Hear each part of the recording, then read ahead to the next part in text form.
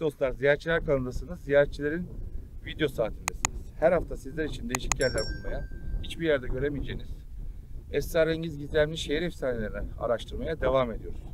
Yine sevgili ziyaretçiler ailesinin videolarını izleyen, seven, değer veren dostlardan bir tanesi Mert kardeşimiz bizi aradı. Biraz sonra onu da konuşturacağız. Kamp yapmayı seviyor, jeoloji mühendisi. Dolaşırken Ali kardeşimle şu an göreceğiniz yeri buluyor. Ve aklına direkt Serhat abisi geliyor ve arıyor. Ve buradayız. Neredeyiz biliyorsunuz. Nerede olduğumuzu söylemiyoruz. Biraz sonra göreceğiniz gibi bölge Hititler ve Filiklerin yaşadığı, uzun yıllar yaşadığı, bölgede yapılan araştırmalarda Filiklere ait 8-9 katlı yeraltı yerleşkelerinin keşfedildiği, hatta bakır çağlarına kadar gidildiği, uzun yıllar Moğolların yaşam sürdüğü, Osman Bey oğlu Orhan Bey'in oğlu kimdi? Paşa. Ne paşaydı? Bu. Süleyman Paşa. Süleyman Paşa. Süleyman Paşa'nın Osmanlı topraklarına kattığı, güzel, doğanın sakladığı gizemli bir yerdeyiz. Mert kardeşim burayı tesadüf eseri buluyor. Ben sözü fazla uzatmayacağım. Sevgili Mert ve Ali, neler söylemek istersin? Valla Serhat abi biz işte Ali ile beraber böyle kamp ve doğa sporlarını çok seviyoruz. Devamlı böyle her hafta sonu keşfe çıkıyoruz, kampa çıkıyoruz.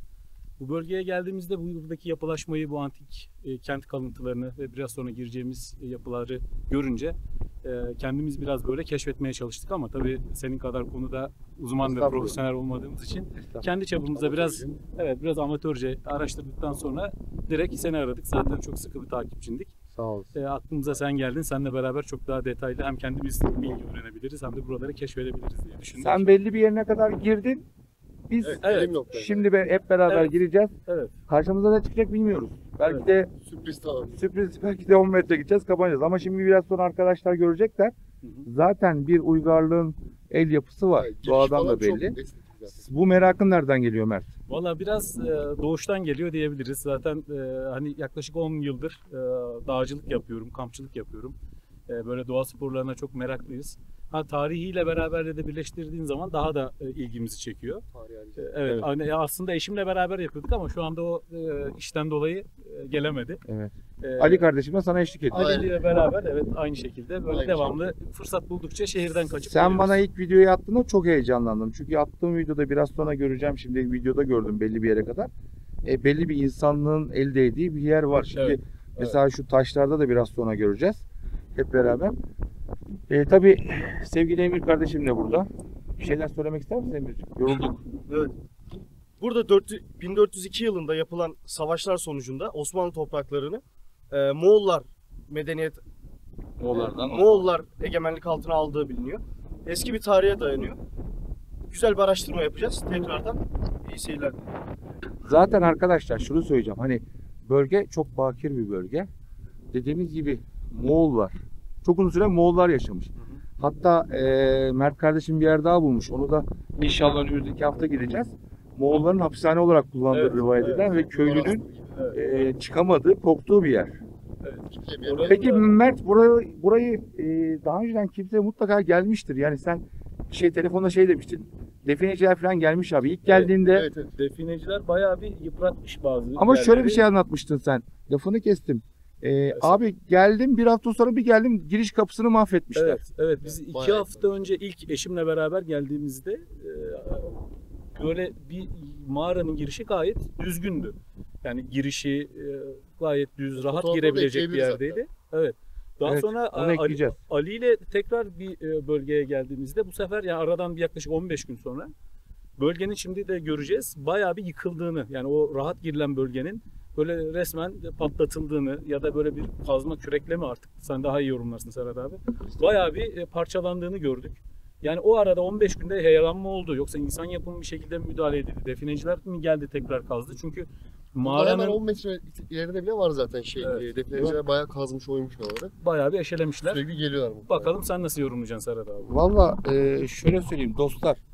Sağ olun var olun. Ziyaretçiler kanalının videolarını seyrediyorsunuz. Her hafta sizler için dedim ya. Hani belki çok tekrarlıyorum ama hani bununla da gurur duyuyorum. Hakikaten araştırıyoruz. emek veriyoruz. Daha önceden görmeyeceğiniz yerlere size göstermeye çalışıyoruz. Ve bu konuda da başarılıyız diye umut ediyorum. Çünkü sizlerin yorumlarından öyle bir his alıyorum. Sevgili Mert kardeşim zaten aynı zamanda jeoloji mühendisiydi. Aynı zamanda şu an bilişim uzmanı, IT Evet. mühendisi. Yani işte bunu seviyorum. Dolaşıyorlar, bakıyorlar ve görüyorlar, buluyorlar. Sağ olsunlar bizi arıyorlar. Fazla uzatmayalım. Bakalım nelerle karşılaşacağız. Bölgeyi dolaşmaya başlayalım. Şöyle zaten Mert baktığın zaman taşlarda falan böyle, değil mi? Evet, burada kilitler var abi. Yani Değil mi? ki bunlardan ileride daha fazla da göreceğiz. Ve hepsi muntazam. Sanki böyle bir kalıpla yapılmış gibi hiç şaşmadan aynı genişlik, aynı boy.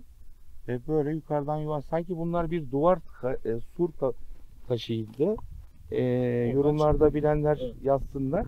Ve şunlar da sanki kilitleme, taşları birbirine kilitlemek için yapılan muntazam şeyler. Evet.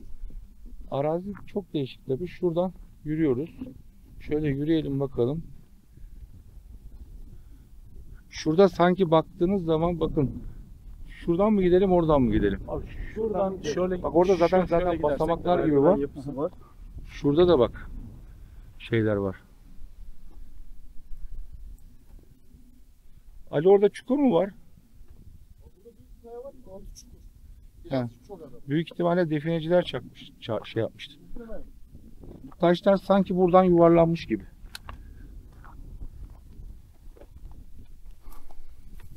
Videonun başında da anlattık. 8-9 kat filiklerin yerleşim alanı olan yeraltı şehirleri bulundu bölgede. Hatta videonun başında söyledim mi bilmiyorum. Bakır çağına döndü. Evet, bu kaya da mesela çok enteresan. Burada çoban falan konaklıyor abi. O zaman. Eşyalar var. Evet. Tabi erozyon değiştirmiş. Şu basamaklardan o aşağıdan mı inelim diye. Aşağıdan da ara veya Mert. şöyle gidip Buradan sollardan da aşağı. Böyle basamaklar başlıyor buradan istersen. Bak bir. Evet evet. Şuradan Bak. başlıyor direkt. Zaten oraya çıkacağız.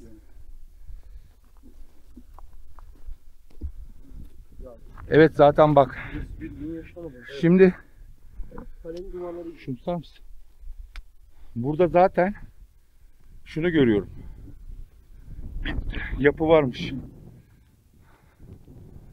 Şöyle bakın, bak şu karşı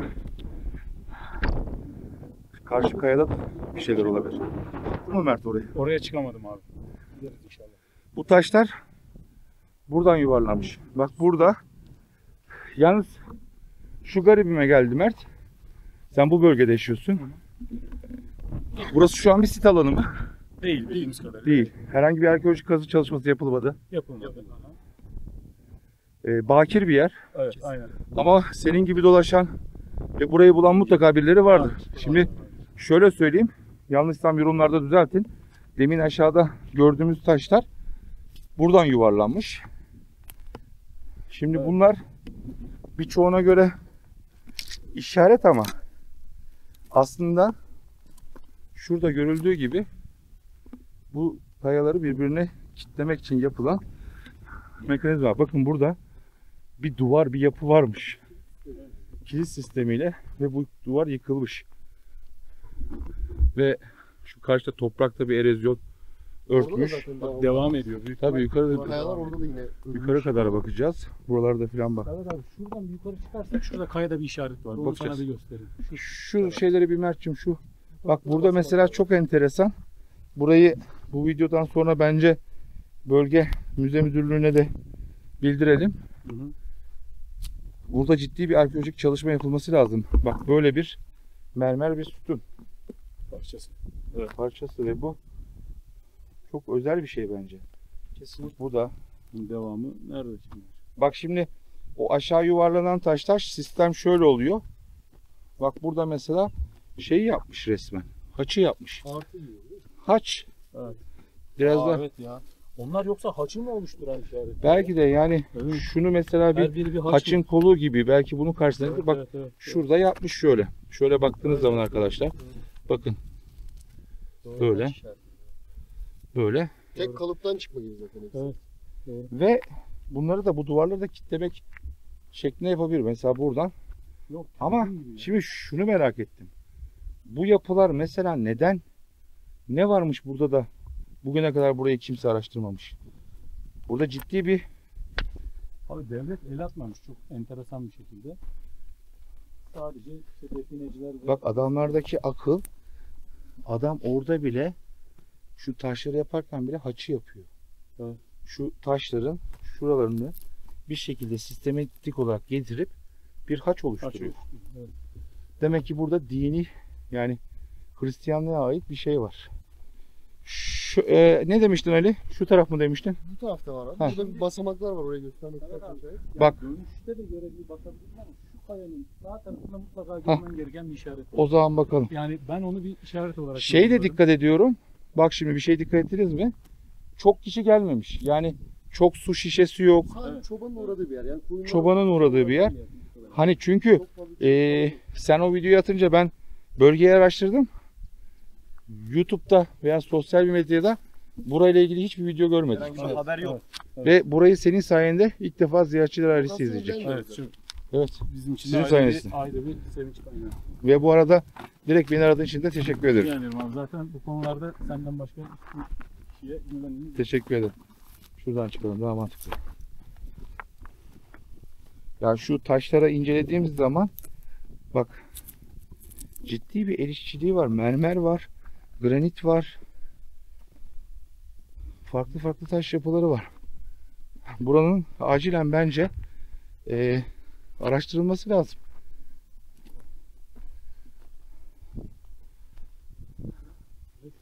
Yukarıdan bakınca çok nokta hakim bir yer. Taşın kendi içinden bir şey değil bence. Bak şurada ben bir işaret görüyorum şurada. Yani Siz de görecek misiniz? Şu işareti. Ha, buradan da bir şey çıkmış. Bak. Aa devamı orada. Evet. Abi bak ben onu gösterecektim sana bak işte bak sol tarafta. Burada da var. Ha ben bunu gösterecektim zaten bak bunu görmemiştim. Bir kırılma olmuş. Burada da aynı şekilde. Bu esas olay toprağın altında. Bak burada bir şey var. Evet. Burada bile surlar devam Gözüküyor. ediyor. Su var mı yanımızda? Var. Çantamızda var. Az bir şey döksene Emir. Aslında Emir bir dahakine unutmayalım. Fısfısı getirelim. Ha, değil mi? Yavaş yavaş. Dök bakalım. Üstten doğru dök. Ha. O yok.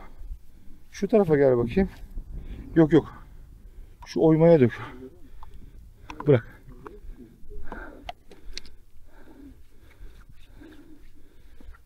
Evet burada bir el işçiliği var. Arkana dikkat et. Değil mi abi? Serhat abi zaten burada çukuruna bakarsan bayağı Tabii. Buradan da bir şey çıkmış abi. Yani Sen o küçük çukuru daha iyi yorumlarsın ama bayağı. Emir gidi bak bakayım. muhtemelen defineciler. Kamerayı da.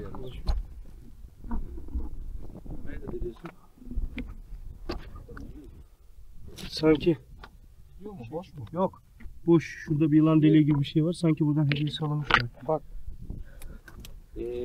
Bunun altında tüneller ve örme yapılmış bunlar. Yani tabii yüzyıllardır erozyon, toprak kaymaları bir şekilde olarak gizlemiş ama Altın tünel oldu doğru abi. Burada göreceğiz. şimdi biraz sonra evet tünele gireceğiz. Zaten şuradaki yapılara baktığım zaman birçok işaret Evet. görüyorum.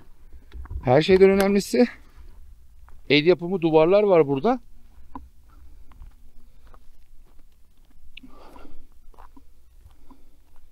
Bak şunun altı ve şurada kayaları da oradan mı çıkalım buradan mı? Abi şunun üstünden Buradan geçip direkt şöyle çıkalım. aşağı inelim sonra etrafından dönüp mağaranın oraya Evet. geçelim. Çünkü bir de şu var. Tepe hakim bir tepe. Evet. Karşısında bak şu karşı kayanın orada da kesin bir şey vardır gözetleme kulesi olarak. Şöyle baktığımız zaman arkadaşlar tepe hakim bir tepe. Yani şu an tepenin için biraz sonra en üst noktasına çıkacağız. Baktığın zaman her yeri görüyor ve sistem şöyle karşı tarafa da büyük ihtimalle göze bak. Şurası zaten şuradan baktığınız zaman demin o su döktüğü işaret kesilmiş. Kayada işaretler var ve silüetler görüyorum. Sizler de göreceksiniz eminim. Orası sanki bir taht gibi, oturma tahtı gibi yapılmış. Evet abi. Sen deyince şimdi. Baktığın zaman değil mi? Evet. Aynen. Ya burası keşfedilmemiş bir antik kent gibi yani. Evet. Antik Yapılardan kent zaten. Değil mi? Eski bir uygarlığı bence eski bir uygarlık yaptı. Hani diyorum ya Hititler, Frikler, işte Moğol, sonra Osmanlı. Şu kayalar bence çok eski, daha sonra şu taşlar, taş duvarlar ondan sonra yapılmış.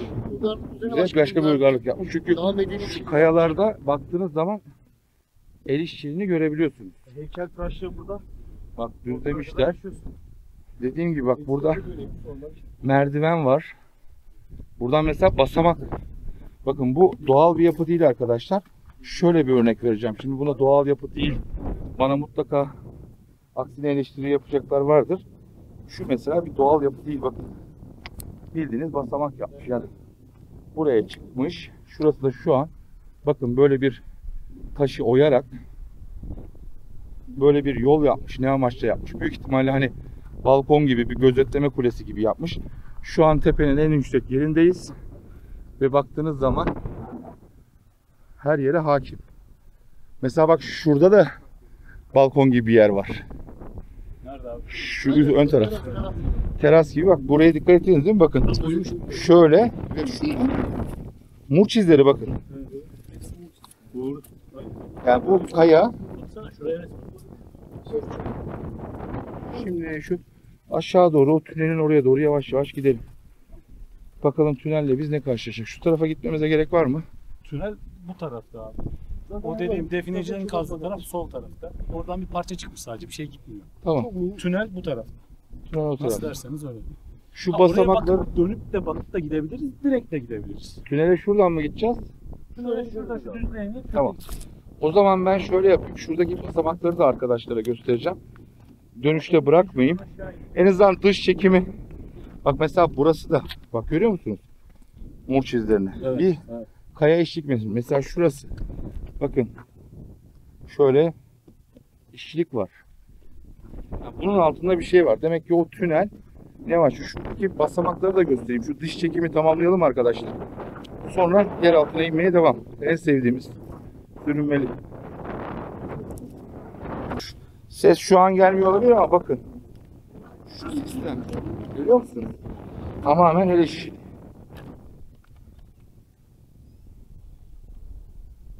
Bak şurada daha net gözüküyor haçları, gördünüz mü? Evet, evet aynen abi. Şu parmağımın ucunda arkadaşlar kayaları düzenlemişler, haç yapmışlar.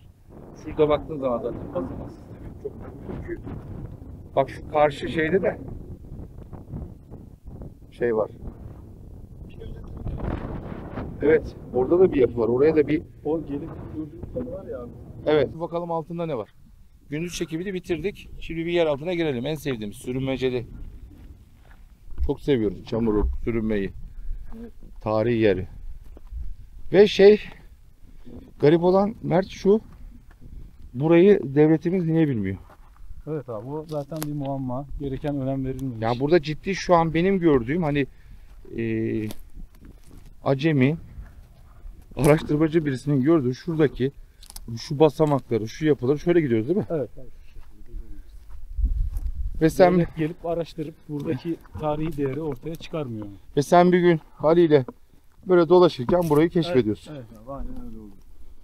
Ha, bizim gibi gelip böyle amatörce daha önceden dolaşanlar mutlaka dediğin gibi olmuş.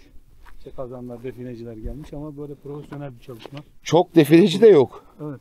Ama şimdi tabii bir hafta evvel geldin. Mağaranın ağzı. Şu an resmi sağ üst köşeye koyuyorum.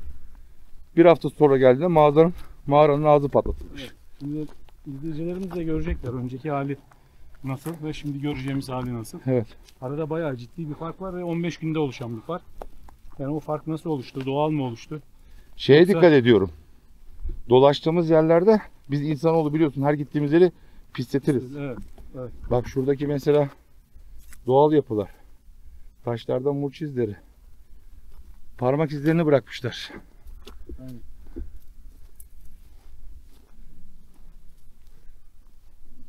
Ya buradan da sanki bir şey çıkmış. Doğal olmayan bir şey var yani burada da. Evet, bir taş değişiyor. Şurada zaten şöyle göstereceğim, bir Alt taraftaki taş farklı. Sanki üstüne konumlanmış gibi. ondan ziyade şurada bak şöyle bir katman yapılmış. Şu şey mantar oluşumu. Ama katman yapmış ama belli yani. İnsan eli değmiş. Evet. Bak şu taşlar mesela, bunlar hepsi bir tabi. İşte dedim ya, Yine basamaklar bayağı. senin dediğin gibi Ali, başka bir uygarlık, başka Üzerine bir ekleme devam ekleme yapmış. Kayanın üzerine biraz medeniyet Evet. gelmiş gibi.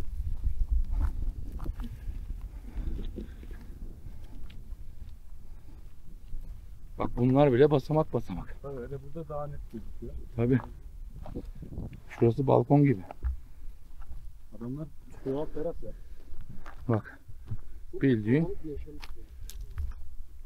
şurada, Karakol bir askeri. bak şöyle söyleyeyim sana. Bir koltuk gibi Emir'cim tut. Şimdi bak, oturuyorum. Büyük ihtimalle buraya asker veya kral oturuyordu bak. Sistemi nasıl yapmış? Koltuk güzel. Kol koyma yeri yapmış şuraya bak. Görüyor musun? Evet. Bildiğin koltuk. Buradan döndür Emir'cim. Manzarayı gör. Evet. El yapın. Gerçekten ya. Hakikaten tam şeyini yapmış. Kol koymayı ne kadar yapmış. Her yere hakim bir Zaten görüş biz- mesafesinde. Şu an öyle yorumluyoruz ama mantık onu gösteriyor. Basamaklar, üstü. Şimdi tabii manzara, Her yer görülebilecek bir yer. tabii işte hakim bir tepe. Mevkisi çok güzel. Tabii hakim bir tepe. İşte arkadaşlar, hep diyorum ya, sizler de etrafınızda böyle araştırırken bulduğunuz gizemi olan değişik.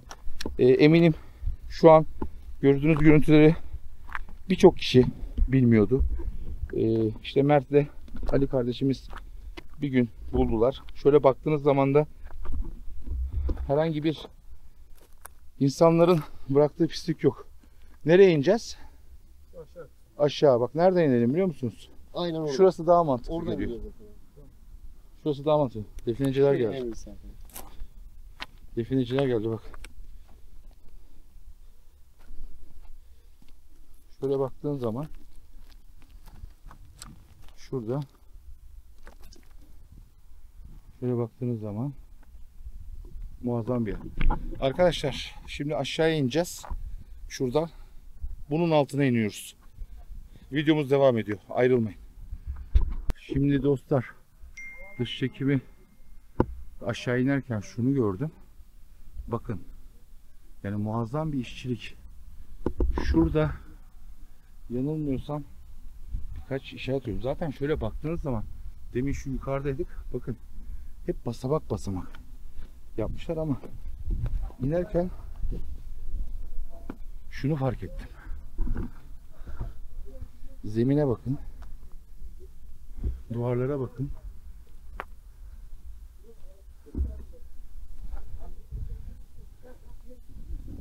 Böyle bir yer yapmış. Yani ne maksatta kullandılar? Şuraya bakın. İnsan işçiliği.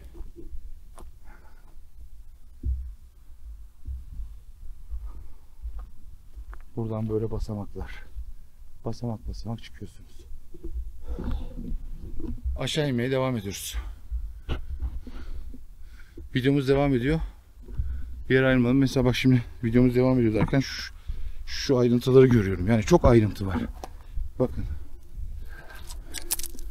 Böyle basamak basamak. Buradan aşağıya böyle sanki odalar, böyle basamaklar. Görüyor musunuz?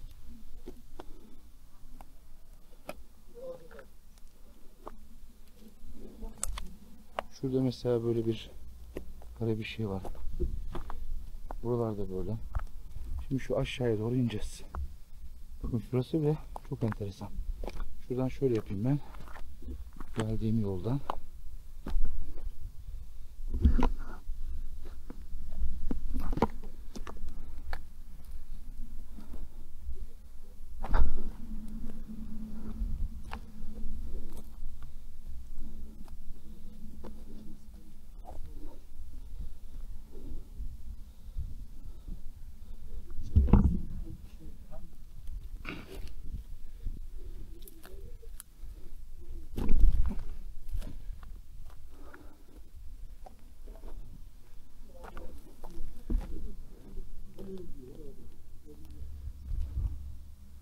Şuradan mı daha kolay, şuradan mı?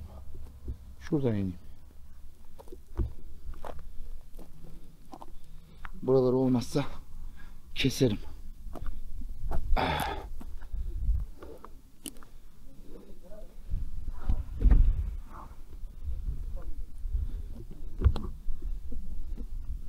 Şuralarda hep bakın böyle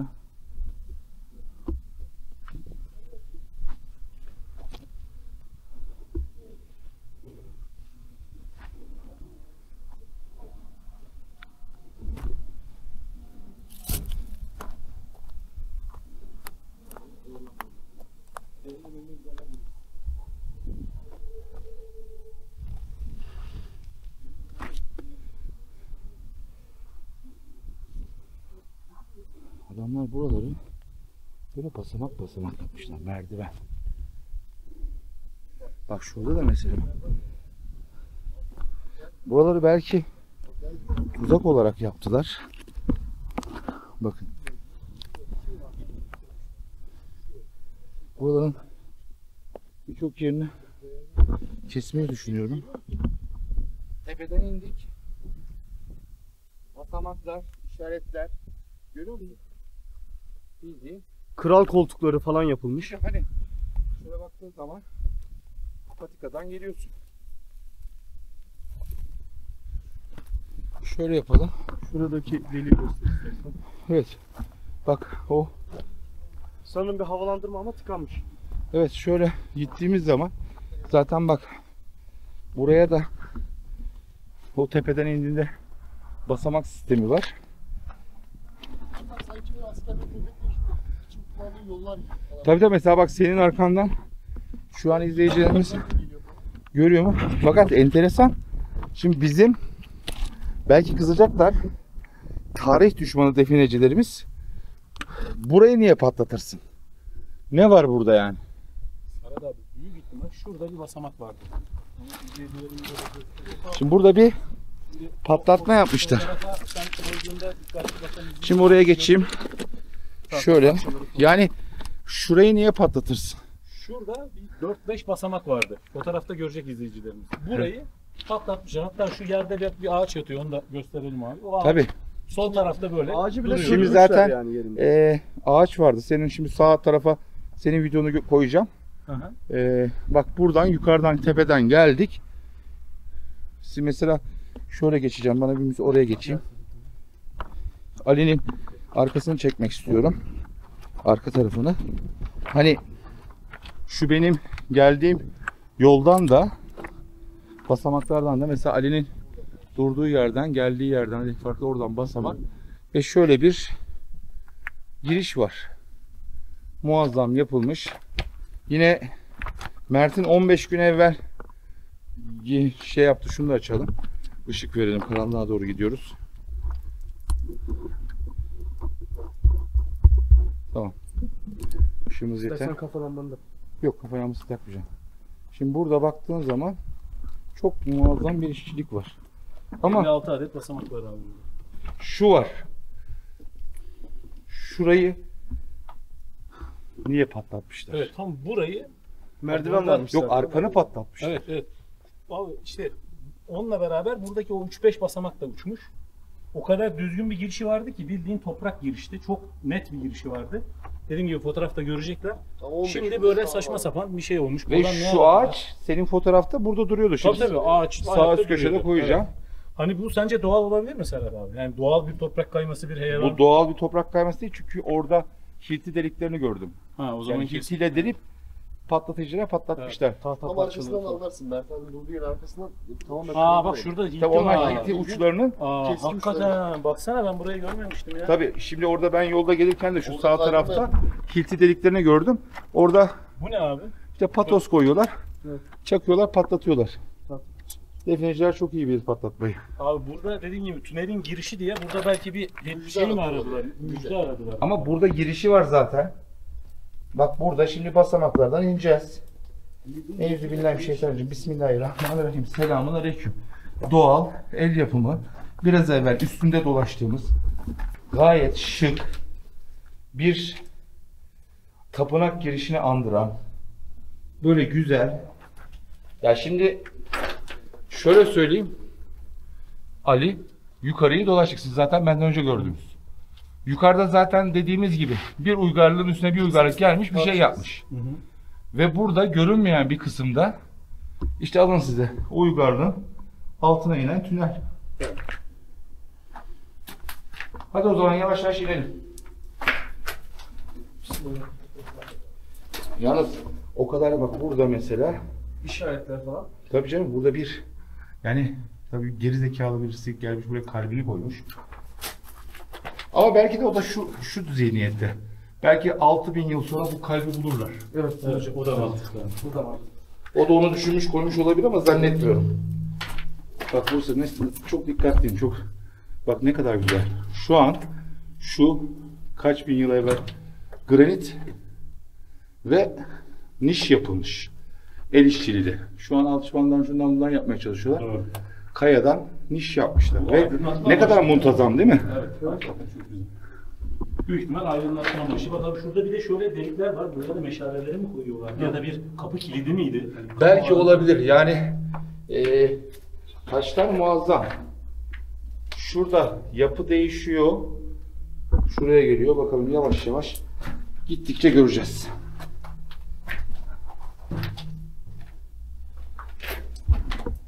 Bir de ben bu tip ama sen şuraya kadar inmiştin değil mi? Evet, en dibine şu çuvalların biraz 5 metre, 2 metre resme kadar yürüyorum abi. Bu tip yerlerde dikkat edeceğiniz şeyler.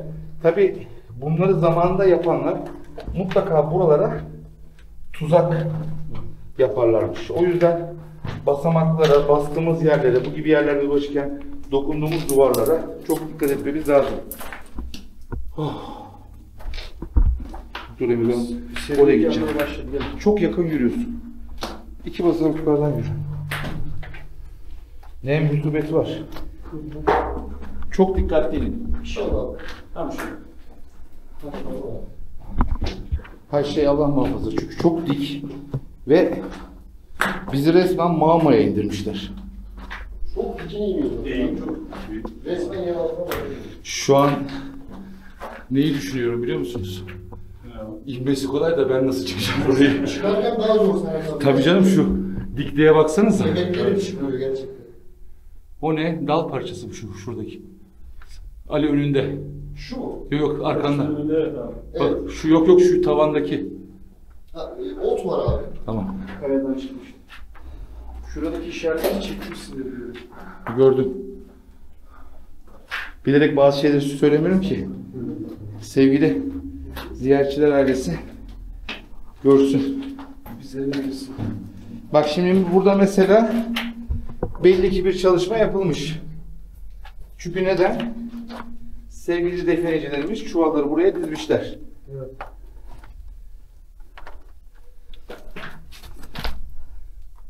Aşağıyı kazmışlar. İnşallah bu toprakla ağzını kapatmamışlardır. Öyle görünüyor ama.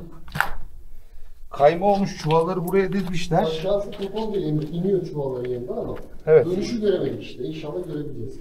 Şimdi Buralar kaygan ıslak dikkat edin. Evet. şimdi burada çok kötü kayıyor Emir.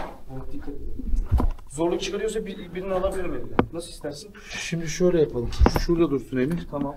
Şu aşağıya nasıl ineceğiz onun planını yapalım. Serhat abi ben oraya oturarak indim. Evet oturarak inmekten başka çare yok. Aşağıya kadar inip oturarak da çıkabiliriz. Ama her zamanki gibi ya Mert ya Emir önden biriniz gidin bakın. Bakayım. Gideceğim mi gideyim mi? Gideyim. Tamam. Kapalım değil mi? Önce kendini garantiye al oturarak. Yaklaşık 1,5 metrelik bir şey göreceğiz. Yok daha basmadım ki ayağım. Bence Oturacağım basmadan şuradan. düşersin. Bismillahirrahmanirrahim. Çantanı bırak. Emir'cim en dipte 1,5 metrelik bir şev göreceksin. Tümsek gibi. Ha gidip Ver gitmediğini bana. görmek için oraya atlaman lazım. Tamam. Ben oraya atlayamadım işte. Mert alacak mısın bunu? Alacağım. Şimdi Geleyim mi Emir. yanına ben de? Evet. Yo ben geleceğim. Geleyim mi? Çok kaygan. Çok kaygan, çok dikkat et. Ben gideyim mi abi yanına? Yok yok. Emir Evet. dışarıya şey yapayım mı? Ne? Bir dakika. Çok kayıyor burası. Şöyle oturuyoruz. İp çekelim mi? Hava sistemi kurabilir. Havası olabilir yani. Ben gidene kadar bence bir kurulabilir. Tamam. Sen dikkatli bir şekilde düşmeden in. Evet. İstersen kamerayı bırak. En son gelir alabilirim, evet. İple ben sana sarkıtırım. Tamam. Burada biz ip sistemini kuralım. Tamam. Serhat abi istersen kamerayla ben peşinden gidebilirim. İstersen. Sen nasıl Bir dersen. bakayım, haber vereyim. Bir baksın ki hani şey yapmayalım. Mert'cim. Boşuna efor hani Tamam. gitmekse yani gitmiyorsa gitmenin anlamı. Çok zorlama, oturarak poponun üstüne. Fareler var. Farelerin olması güzel bir şeydir. Demek ki aşağıda açıklık var. Şimdi aşağısı sola dönecek. Ama oraya inmeden göremeyeceksin gidip gitmediğini. En dibe. Bir basamak var Emir. Oraya inersen görebileceksin. Ha işte 2 tane demir parça göreceksin solda. Solda demir var. Tren rayları gibi. Arkadaşlar burada bir ip kuralım. Videomuz devam ediyor, ayrılmayın. Orada sessiz dur, kamerayı sessiz al. Kamerayı sabit tut. Sesi almaya çalış. Şu anda kamera açık değil mi? Açık açık kayıtlı abi. Emir sen dur ben getiriyorum. Sen efor harcama bir daha yukarı. Ben sana getiriyorum. Daha da su ister misin? Abi sen buralara kadar inme, elini uzat. Böyle gelir mi? Ben indim oralara. Sıkıntı olmaz. Gelirim dur. Yok, ama bir kayarsın ikimiz de devriliyoruz onu. Tamam. Mert oturarak. Aynen abi. Allah kayaya dikkat et.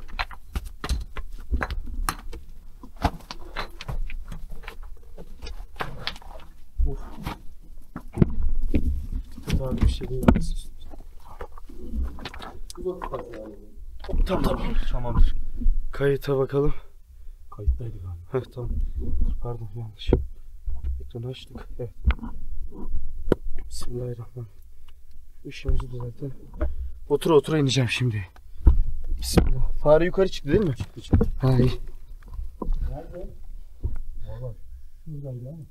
Şu alan arasına girdi abi. Abi kaya falan yuvarlanırsa söyle, ben duymayabilirim. Tamam evet. Evet dostlar. Oldukça ses kaydedeceğim. Şimdi biraz sessizleşelim. Sabit dur. Ses dinle.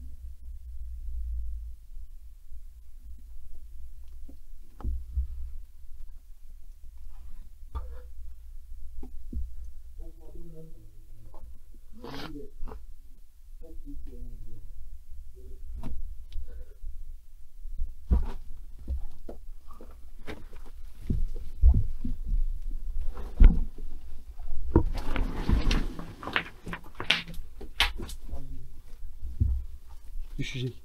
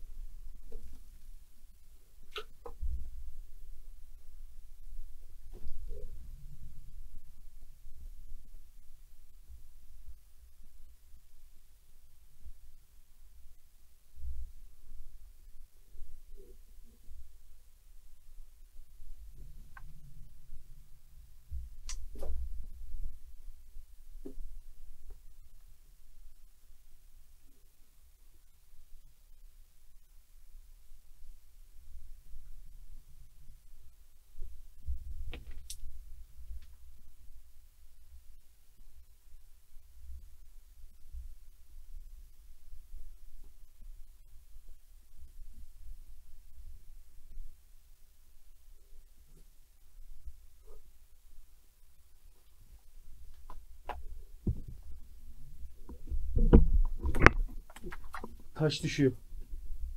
Ben biraz hareket ettim onu. Şu suyun derinliğine bakacağım. Ben senin yanına gelsem sıkıntı olur mu? Abi dikkat et. Çimen topraklar düşüyor. Evet. Dinledim. Şimdi suyun derinliğine bakacağım. Sonra tekrardan dinleyeceğim. Bir dakika. Şöyle sopa var. Sopayı bir sokayım suyu içine. Bismillah.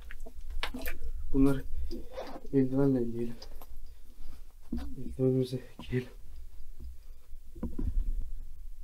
Aman abi dikkat. Emir yavaşça geliyorum ben. Dikkat et. Sen beni uyar abi. Oradan ben göremeyebilirim. Haberin olsun. Of düştü. Kafama düşüyor. Dikkat et abi.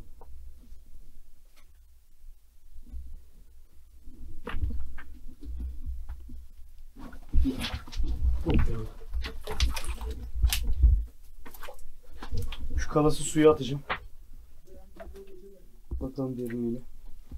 Emir şurada bir çuval düşecek gibi abi. Of. Evet o düşecek.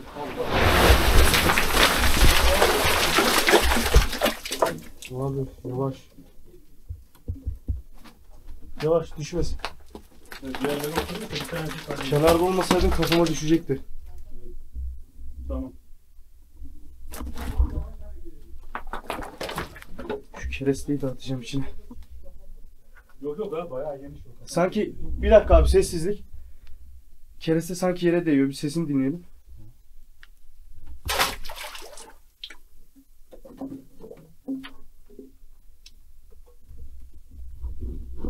Burası su tuzağı patlamış sanırım. Su dolmuş. Evet. Abi şeffaftı, şimdi çamurlandı biraz.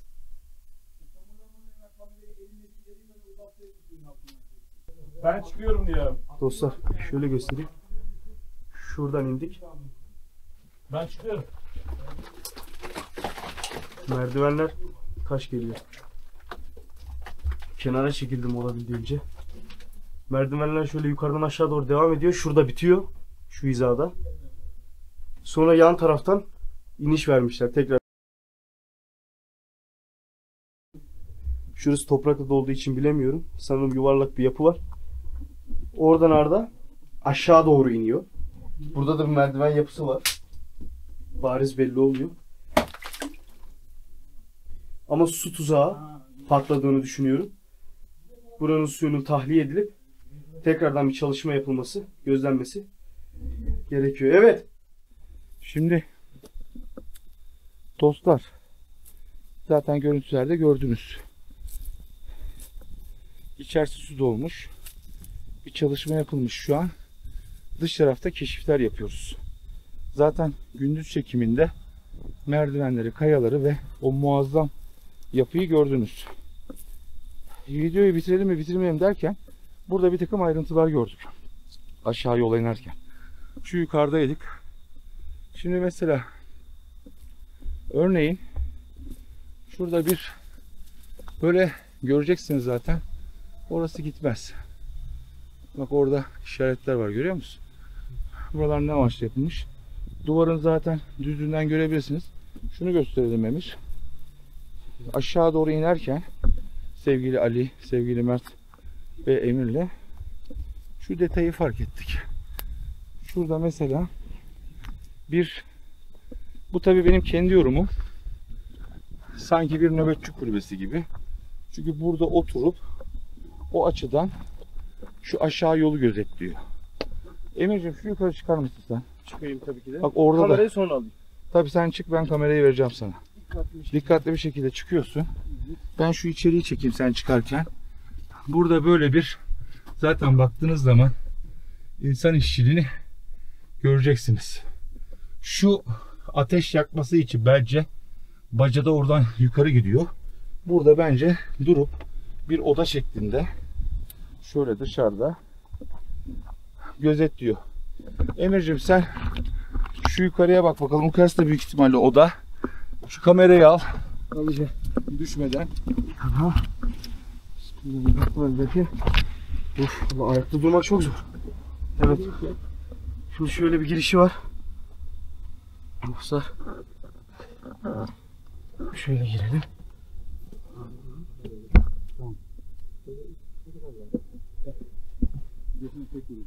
Bir şöyle çekeyim bakın. Dostlar, işaretleri bariz belli oluyordur. Şöyle kapanan yerler var, oyuklar var. Bakın. Şöyle biraz daha ileri gidelim. Şöyle bir delik var. Biraz daha ileri. Bakın şuradaki delikleri görüyor musunuz? Şu işaretleri. Tabii hareketi biraz zor. Evet. Nereye gidiyor? Burası kulübe. Orası da büyük ihtimalle ayrı bir gizli kulübe. Hacım bir dakika tutar mısın şapkamızı açayım? Çünkü içeride işaretler bariz zaten.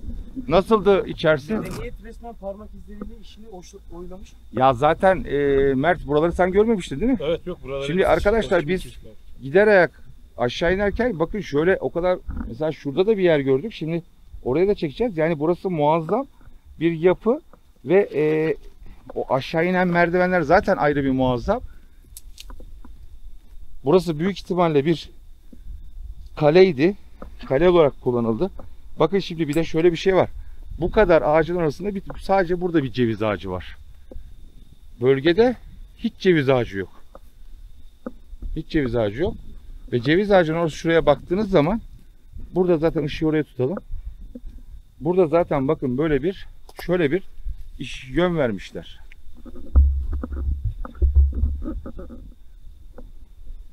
Şöyle Emir göstersen elini. Şöyle göstereyim. Öyle bir kayı oturtmuşlar. Büyük ihtimalle Üçgene oturtmuşlar. evet üçgen, bildiğiniz üçgen. Şöyle üçgen taşı oturtmuşlar arkadaşlar. Ve şurası sanki bir giriş gibi. Ve burada da bir incir ağacı var. Tabi buradan böyle yukarıya basamaklar çıkıyor. Daha da aşağıya indiğimizde ben bunu şöyle yorumladım şurayı. Şurada bir yine bakın burada da bir erozyon olmuş. Şu kemer işçiliğini görüyorsunuz. Emir göstermek ister misin? Bak orada bir Şöyle bir kemer var. evet kemeri görüyorsunuz. Böyle. Ve altındaki farklı bir taş, üstündeki farklı bir taş. Buradan da bence bir giriş var. Ve üstüne oturtulmuş bir Orada zaten bir taht var. kaya oturtmuşlar ve şimdi bizim şu an karton piyer gibi yaptıklarımız onlar kayayı yontalarak yapmışlar. Görüyor musun bak? Evet. O edit çok soruyor. Evet. Şimdi buradan da bu tarafa yürüdüğümüz ya burası aslında çok araştırılması gereken bir yer. Benim ilgimi şu çekti. Hani bu kadar incir ağacının, bu kadar farklı ağacın arasında çok yavaş aşağısı uçurup böyle aşağı iniyor. Şu zaten gündüz çekimde bir tek burada incir ağacı vardı. Burada bir delik buldum. Ve buranın ben eski bir kaya mezarı olduğunu düşünüyorum. Şöyle yapalım. Emirciğim şöyle bir dur bakayım. Şunu, istersen şununla şöyle daha mı rahat gireriz ya? Şöyle ben içeriği gördüm arkadaşlar. Evet, Emir sizin için bir de içeriği göstersin.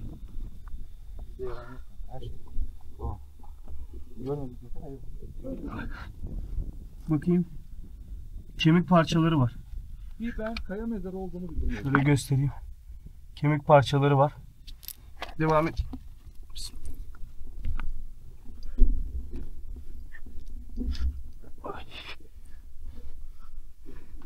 Serhat abinin izlenimlerine göre burası bir kaya mezar.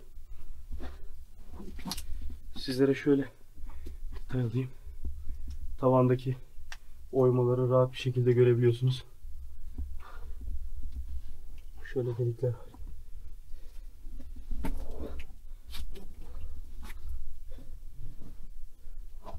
Şu dışarıya havalandırma gibi yapılmış. Dışarıya bir çıkış var.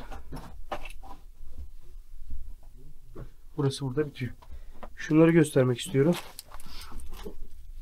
Şöyle küp parçaları gibi. Yukarı tutabilirsin yukarı. Yukarı tutalım ışığı. Hava dışarı mı? Yukarıdan gözüküyor galiba. Mert abi Evet. görebiliyorum seni. Dışarıdan bir havalandırma açmışlar. Aha. Şunları gösterelim. Şurada bir küp parçaları. Bakın. Bunlar küplü. Büyük ihtimalle mezarın üstündeki küp müydü bu? Küpler değil mi? Büyük onlar? ihtimalle. Mezarla beraber gömülen. Büyük ihtimalle veya şuradan bir yerden hediyesini alıp burada parçalayıp Evet. küp parçalarını burada bırakmış olabilirler. Hediyeyi büyük ihtimalle buradan almışlar. Bak. Evet. Burayı da göster istersen. Evet, şurada sanki Yaklaşık 45 santim. Rahat gidiyor. 45 santim bir yol şey gidiyor. 50 santimde var. Evet. Şöyle bir tuğla yapısı var şöyle. Buradan müjdeyi almışlar. Evet. Büyük Belki kendine ihtimalle. bilir. Belki de kendine. Evet. Şuradaki bakalım. Ya küp parçaları şöyle. Bunları detaylı bir şekilde inceleyelim. Ateş tuğlası gibi böyle. Bak. Evet, buradaki bir küp parçası. Evet. Eğiminden anlayabilirsiniz. Şu toprağı şöyle kaldırsak. Bundan bir şey çıkar mı?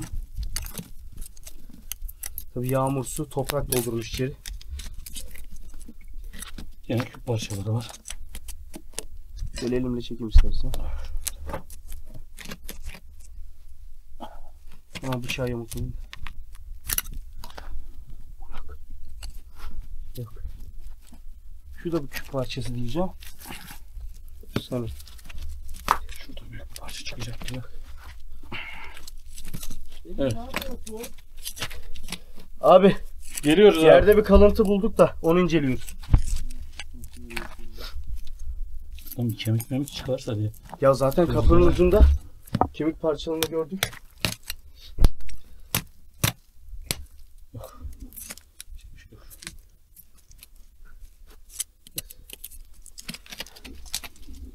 Ben şurada duvarda bir şey gördüm. Emir'cim bir şuraya bakalım. Şöyle istersen. oymaları göstereyim. Bariz bir şekilde Aynen bak belli şuradaki olur. özellikle dikkatimizi çekti bak.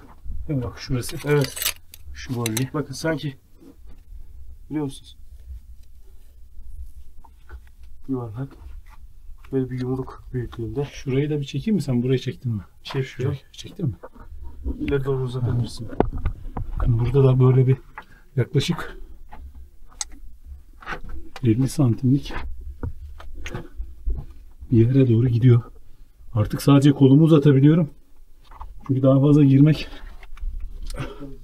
pek mümkün değil. Daha sonradan biz de kameradan görüntüye bakacağız.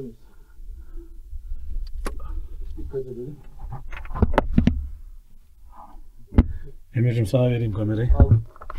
Şimdi buradan bir çıkış yapalım. Kiremit parçalarını gördük ayrıca. Şu kemik parçalarını tekrar göstereyim sizlere. Şöyle. Bir de bunlara eldivenle dokunuyoruz. Hadi bismillah bir çıkış yapalım.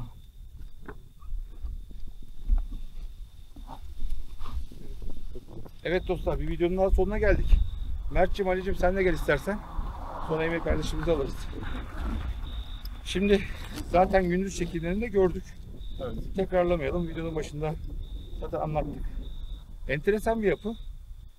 Çok güzel bir şeye girdik. Emir kardeşim ve Mert aşağı kadar indiler. Orada bir takım sıkıntılar var ama orayı da çözeceğiz. Eminim ki buranın ikincisi gelir diye düşünüyorum. Dönüş yolunu geçtiğimizde değişik yerler, yapı zaten muazzam. Yani buranın sit alanı ilan edilmemesi, araştırması çok enteresan. Size de öyle gelmedi mi? Evet, aynen olması gerekiyor. Ben şu an çok mutluyum. Teşekkür ederim öncelikle. Teşekkür ederiz. Seni yorduk abi. Şundan dolayı mutluyum. Şuradaki de gözükmüyor. Arabadan yansıyor, ben de gördüm abi. Ne oldu? Araba burada ama. Şurada kim diyorsun? O değil, solda iki tane bak. Göz var. Şurada görüyor musun? Evet, evet. Neyse bir şey. Dönüş yolunda kaya mezarı olabileceğini tahmin ettim. Emir kardeşim girdi.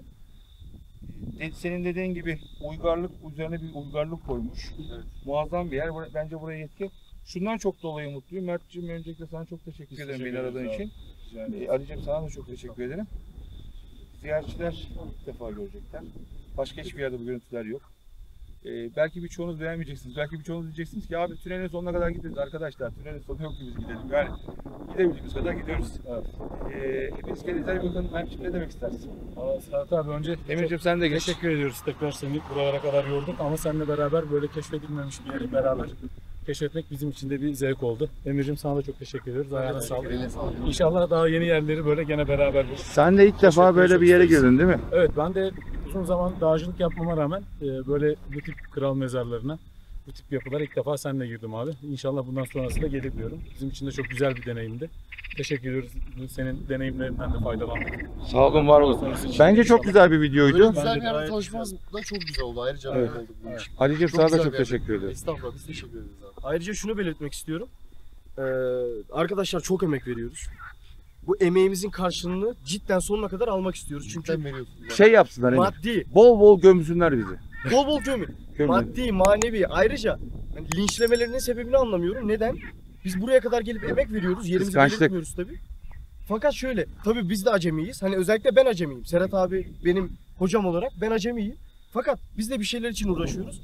Ayrıca girdiğimiz yerlerde bazen kekeliyoruz, konuşuyoruz. Neden? Enerji yüksek. Bir an Evet. aklımız dağılıyor. Evet, Nerede çok olduğumuzu değişik bile yerler. şaşırıyoruz. Evet. Hani linçledikleri için yine teşekkür ediyorum. Hatalarını da gösteriyorlar ama biraz daha insaflı davranalım. Emeklerimiz taşlandırılır. Emir'i kızdırdınız. İşten Yani biraz. Arkadaşlar Şöyle söyleyeyim. Şöyle yapayım da hepimizi alayım. Böyle bize yeter. Hepiniz kendinize iyi bakın. Bence güzel bir videoydu. Sizler için her hafta yeni yerler aramaya dikkat ediyoruz. Bu lafı da çok kullanıyorum biliyorum ama kullanmakta zorundayım. Çok konuşuyorum. Bu sefer çok konuşmadım. Emir'e bıraktım çok konuşma işini. Huzurlarınızda Mert ve Ali'ye çok teşekkür ediyorum. Sizler de etrafınızda böyle gizemli yerler varsa bizleri Instagram ziyaretçileri 34 veya WhatsApp hattımızdan bildirin. Selamünaleyküm.